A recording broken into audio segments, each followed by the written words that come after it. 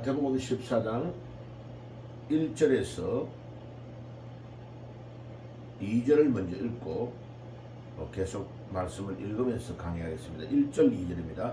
그때에 분봉왕 헤롯이 예수의 소문을 듣고 신하들에게 이르되 이는 세례 요한이라 그가 죽은 자 가운데서 살아났으니 그러므로 이런 능력이 그 속에서 역사하는가 하시더라. 아멘.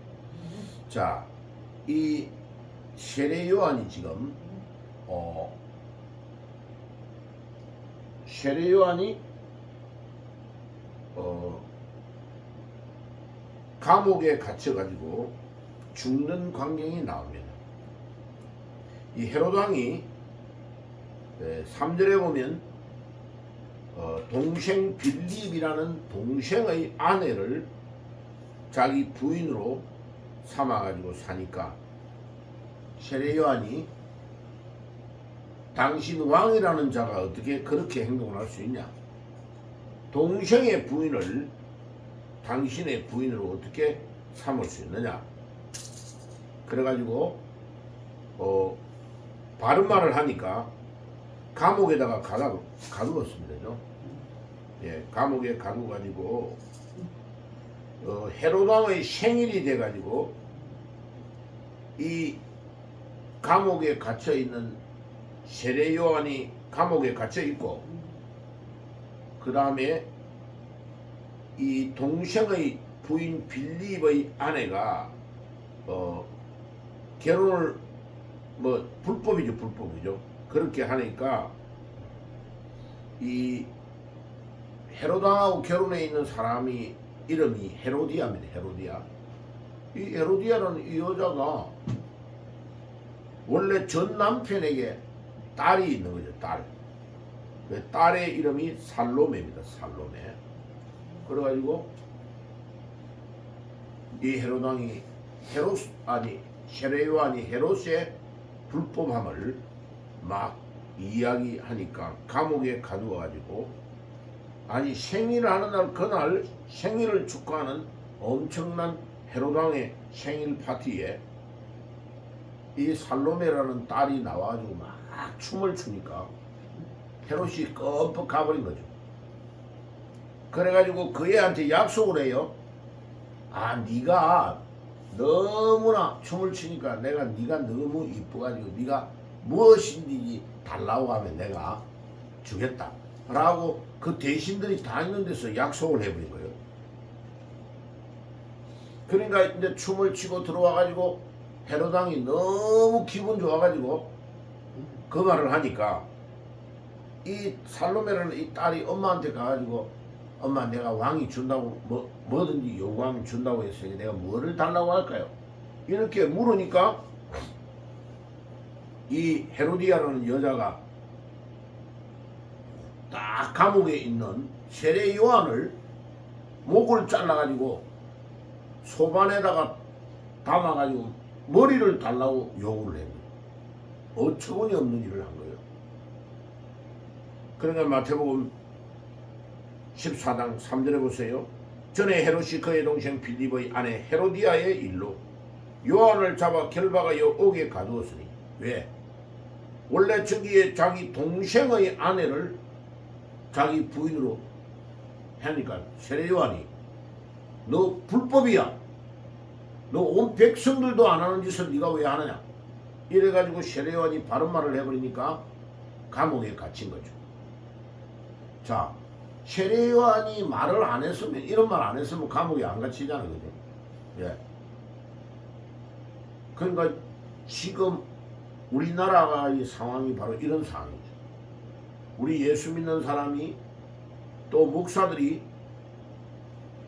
이재명이가 하는 나쁜 일을 보고 이게 잘못됐다 말 안 하면 자기한테는 큰 피해가 안 와요. 교인들도 마찬가지요. 피해가 안 온단 말이에요. 그런데 이게 잘못됐다라고 말하면 왕따를 당하고 너무 어려움을 당하는 거예요. 어저께 중학생이 저 대통령 관저 있는데 나와가지고 올라와가지고 하는 말이 뭐냐?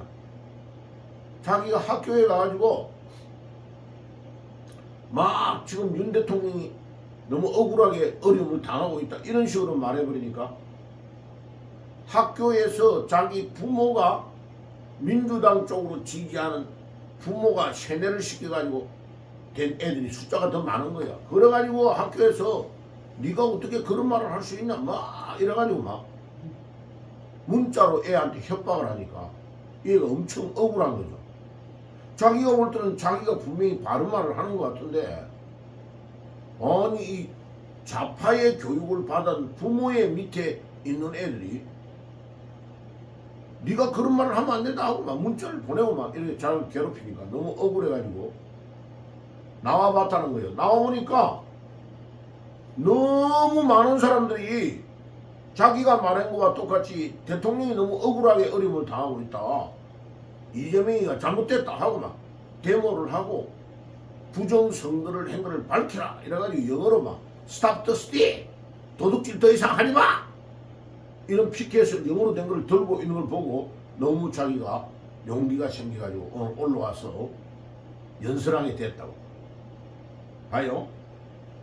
침묵하면 자기가 말한다고 옳다고 생각하는 것을 가지고 있으면서 침묵하면 그 침묵은 어려운 게 아니다.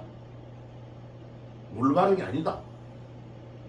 그리고 본 헤프라는 독일의 유명한 신학자, 독일을 대표하는 신학자예요.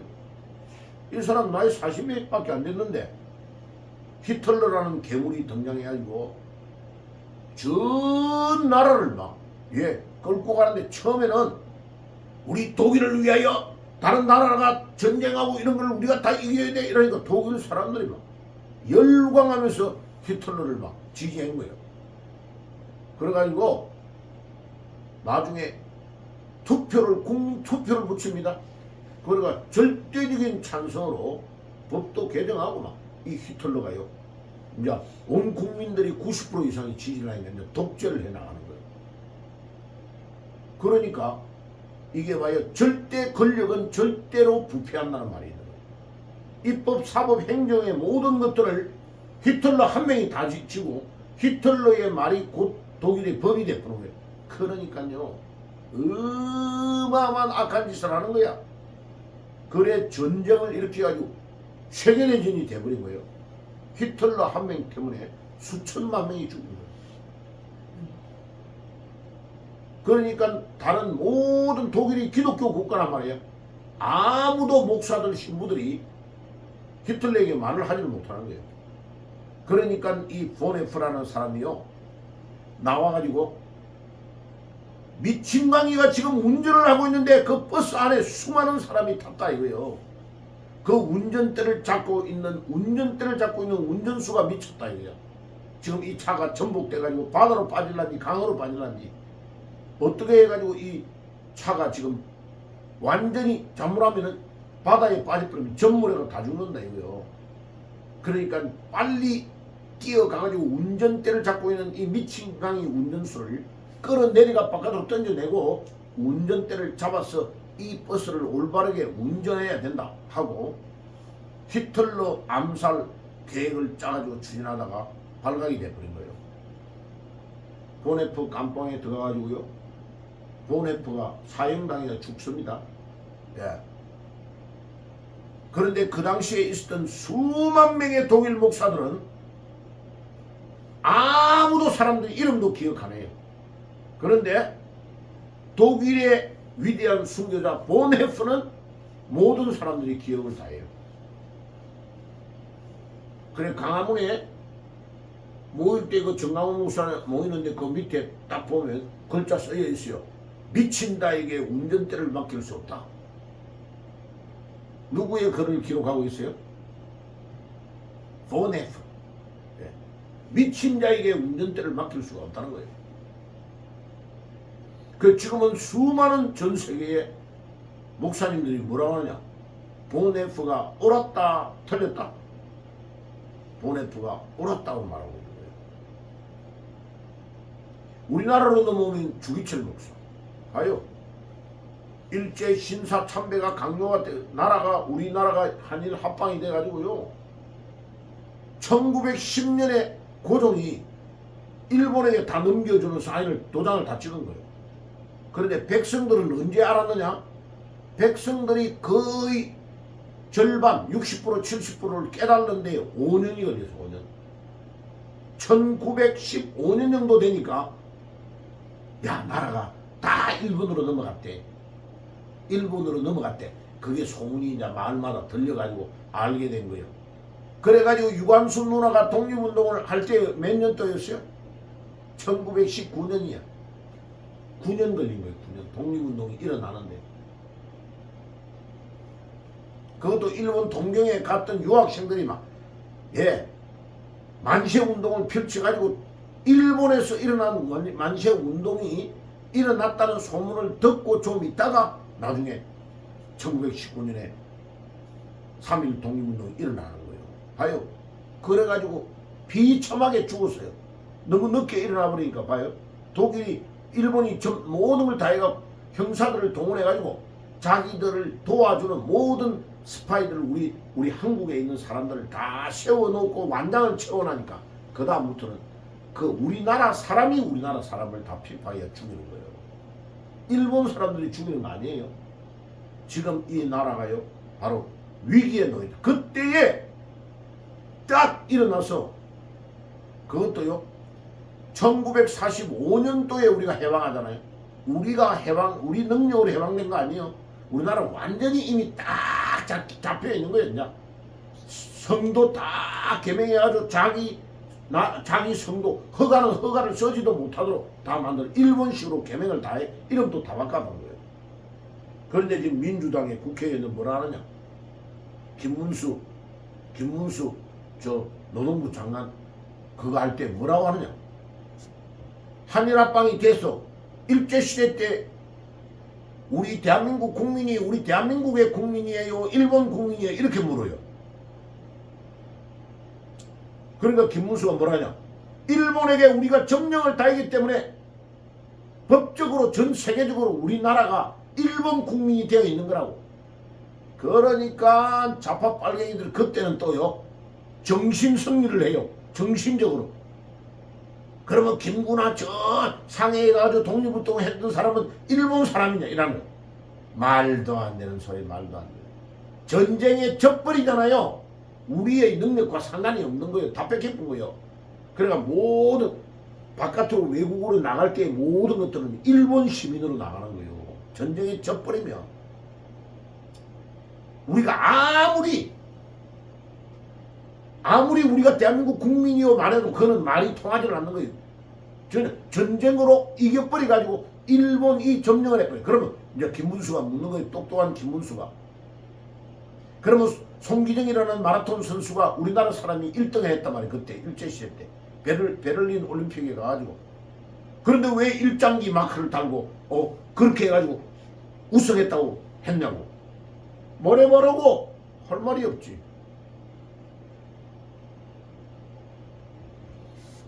그런 상황에 1944년 평양에서 장로교 총회가 열려가지고 일본 신사 참배를 강요하는 그 자리에 순사들이 총회를 하고 있는데 전국의 목사들이 모여가지고 목사 장로들이 모여 하고 있는 총회에 일본 순사들이 딱 들어와 칼 차고 딱 지키고 있는 거야. 아무 찍소리를 못해. 미국에서 온 외국에서 온 선교사 몇 명하고 특별히 주기철 목사 경남 창원이 고향이요. 주기철 목사가 마산 동방교회에 목사로 있는데 젊은 목사를 평양 산여인교회 장로인 조만식 장로 자기가 고등학교 때의 교장 선생이었던 그 교장 선생님이 마산까지 12시간을 열차를 타고 내려와가지고 주 목사님 우리 평양 산여인교회 담임 목사님 지금 안 계셔서 목사님이 우리 교회 좀 담임을 해주셨으면 좋겠습니다. 그래가 설득하고 부탁하고 해가지고 이 자기 스승인 조만식 장로의 부탁을 받고 마산 동강교회를 사임하고 열차를 타고 올라가가지고 그 교회의 담임 목사가 됩니다. 이 젊은 목사가 50대 초반이요. 53인가 그랬어. 내가 여기에서 죽기로 결정한 거예요. 난 여기서 내가 죽어야 되겠다. 이 나라와 이 민족을 위해서, 이 기독교 예수님의 이름을 위하여 내가 여기에서 죽어야 되겠다 생각을 하고, 총회에서 뭐라고 하느냐? 잘못됐어요. 신사참배의 결정은 우상을 섬기는 일이요, 잘못됐어요 하니까 막 옆에 있는 선교사들이 막 일어나서 맞습니다, 나도 주기철 목사의 그 말에 반대합니다. 다 끌고 가지고, 외국인들은 끌고 가도 깜빵에 못 넣어요. 국제 문제가 되니까. 주기철 목사는 깜빵에 들어갔어. 들어가가지고요, 고생하다가 이 주기철 목사가 너무나 힘든 상황이에요. 그거 다음 주는 한번 설교해야 되겠네. 그래가 나중에 이제 풀어줬는데, 이 주기철 목사가 워낙 위대하니까 사람들이 막 이 주기철 목사를 중심으로 막 모이고 문제가 일어나니까 경북 영주에 있는 농민의 사건이 막 데모가 일어났는데, 거기에 관련이 있다고 평양 경찰서가 이 골치 아픈 이 주기철 목사를 영주로 이래가지고 영주로 보내버린 거예요. 영주에.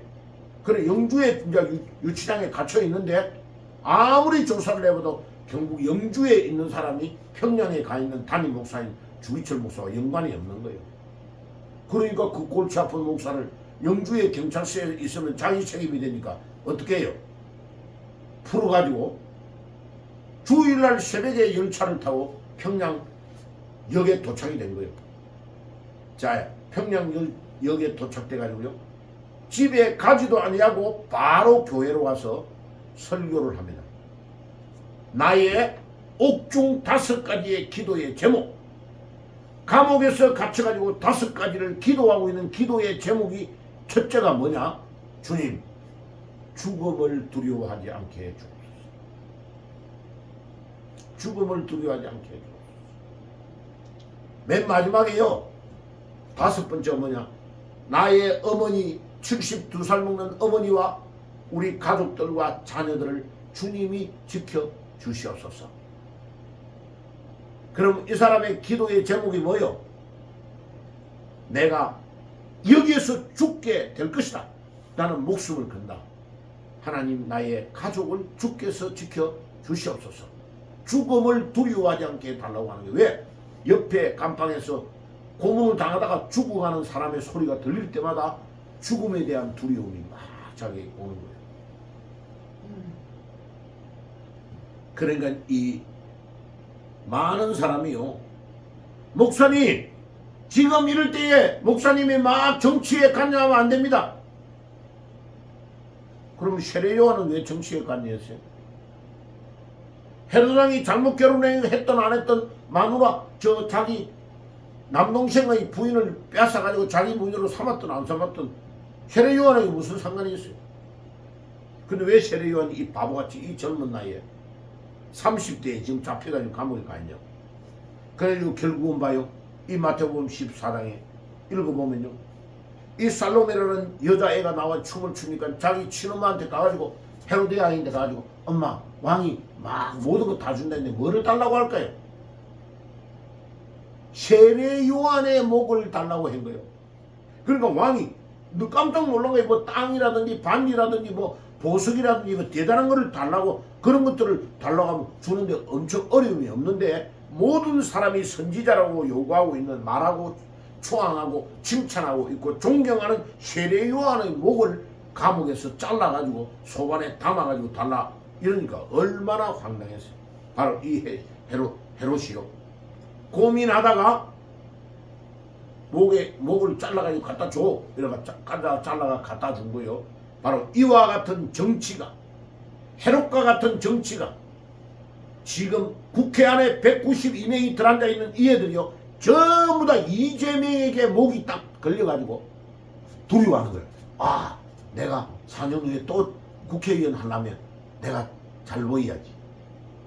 그 다음에 국힘당의 절대다수 대표로 가는, 예, 지금은 임시로 대표지만은요, 두건씨, 예, 전부 다 이런데 아부하는, 헤롯 밑에서 아부하고 있는 신하들과 똑같아요. 국민들은 일어나가지고 막 이 추운 겨울에 길바닥에서 자고 있는데 나가면 안 된다는 거예요. 그래야 나갔던 여자 비례대표 국회의원을 막 혼냈다는 거예요. 봐요. 국민의힘 좋아하시네. 이런만 국민의힘, 국민들에 의해서 힘이 나온다. 당 가지고 있으면 국민의힘인가? 아니에요. 그러니까 바로 이 2000년 전에 세례요한이 지금 소반의 목이 잘려가지고 나오는 이 일이 지금도 악한 무리들, 사탄의 후손들은 이 일을 감행하고 있는 거예요. 그러니까 지금 두려움에 떨도록 만드는 거예요. 두려움. 그런데 성경은 우리에게 뭐라고 하느냐? 사람의 육신의 목숨을 죽이는 자를 두려워하지 말고 육과 영혼을 지옥에 다 넣을 수 있는 자를 두려워하라고 성경은 우리에게 가르치는 거죠. 아멘. 한국 교회여 일어날지어다. 한국의 목사들이여 일어날지어다. 세례요한과 같은 젊은이들이 이민족 가운데서 일어날지어다. 그러면 이민족이 살아날 수 있는 것을 믿습니다. 몇 명만 이 나라를 위해 죽어버리면, 그래서 우리 한국의 기독교 역사 140년을 딱 들춰서 역사책에, 기독교 역사책에 제일 먼저 나타나는 사람이 누구냐? 주기철 목사예요. 예? 주기철 목사는 영화로도 만들어졌죠. 책으로도 만들어졌죠. 모든 기록에 딱 때리면 우리 대한민국의 기독교를 밝혔던 위대한 인물 주기철. 부산에 우리 아파트 바로 앞에 중학교 있었어요. 그래서 거기 가서 테니스 치는데 한 분은 선생님 한 명이 나왔어요. 나중에 물으면 이 사람이 주씨야. 물어보니까 주기철 목사의 아들이야. 놀랍죠? 지금 주한 장로교의 목사로 있는 주성령이라는 얘가 손자였어요. 근데 이놈은 빨갱이야. 그러니까요, 하나님의 뜻을 따라가는데 아무리 위대한 목사라도, 위대한 목사의 손자도 이상한 놈이 나오는 거예요. 그래갖고 나경민 목사님 설교 나와가지고 엄청 그 사람이 개척해 주한 장로교를 지금 2만 명이 넘는 교회를 만들었잖아요. 그게 가끔 가다가 한 목사 한번 놀러와. 놀러오면 내가 맛있는 거 사줄게. 한 목사 중요한 집회에 있으면 나를 강사로 내하고 같이 써서 설교 좀 하도록 해줘. 외로워가지고. 내 양복도 한 목사가 다 맞춰줄게. 가끔가다 내가 기억나면 전화해요.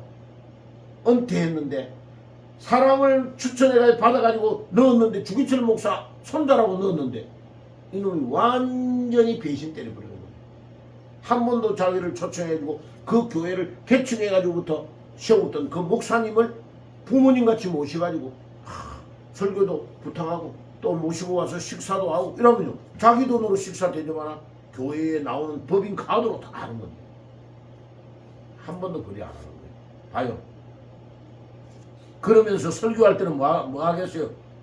부모님께 효도해라. 말이 맞아요, 틀려요? 네, 완전히 가짜입니다. 그러니까 내 앞에 있는 나의 선배, 내가 지금 현재 있는 것은 저분이 수십 년 동안 30-40년 동안 해가지고 노력해가지고 개척해가지고 이 대교회를 이루어서 내가 여기에 대접을 받고 있는데 앞에 피땀 흘려 노력했던 그분을 대접하지 않는다. 어른으로 예우를 하지 않는다. 그럼 그 사람은 가짜예요, 가짜. 왜 내가 이름을 당당하게 밝히느냐? 너무 못됐기 때문에.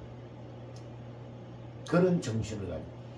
야, 부모도 나를 낳아준 부모도 내 마음에 다 들어요, 안 들어요? 안 들죠. 예, 내가 내 자신을 생각해도 아침에 내가 먹었던 마음하고 저녁에 먹었던 마음하고 달라진단 말이에요. 예. 자, 그래서 오늘 아침에 세례 요한과 같은 위대한 인물이 일어날지어다. 우리가 바른 말을 해야 될 때 이 민족 앞에서 이 나라가 잘못되었으면 잘못됐다고 말하고 거기에 우리가 행동할 줄 아는 자. 그래서 행동하지 않는 양심은 진짜 양심이 아닙니다. 오늘도 우리 기독교인들이여 일어날지어다.